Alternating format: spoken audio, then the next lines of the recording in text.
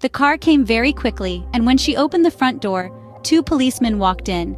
She knew them both. She knew nearly all the men at that precinct, and she fell right into a chair, then went over to join the other one, who was called O'Malley, kneeling by the body. "Is he dead?" she cried. "I'm afraid he is. What happened?" Briefly, she told her story about going out to the grocer and coming back to find him on the floor. While she was talking, crying, and talking, Noonan discovered a small patch of congealed blood on the dead man's head. He showed it to O'Malley, who got up at once and hurried to the phone. Soon, other men began to come into the house. First a doctor, then 2 detectives, one of whom she knew by name. Later, a police photographer arrived, and a man who knew about fingerprints. There was a great deal of whispering and muttering beside the corpse, and the detectives kept asking her a lot of questions. But they always treated her kindly. She told her story again, this time right from the beginning, when Patrick had come in, and she was sewing, and he was tired. So tired he hadn't wanted to go out for supper. She told how she'd put the meat in the oven. "It's there now, cooking."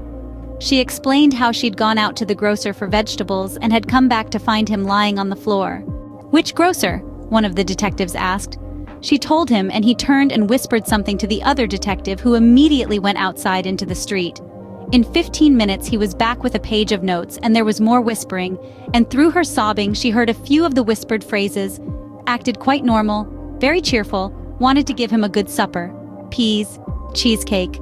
Impossible that she... After a while, the photographer and the doctor departed, and 2 other men came in and took the corpse away on a stretcher. Then the fingerprint man went away.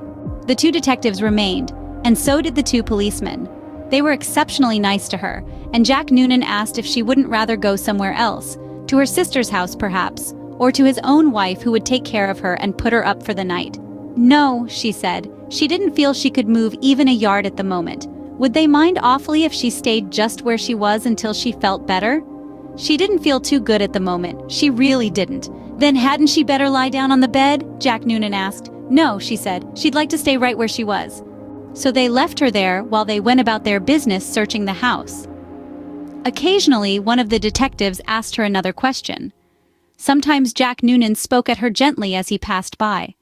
Her husband, he told her, had been killed by a blow on the back of the head administered with a heavy blunt instrument, and they were looking for the weapon.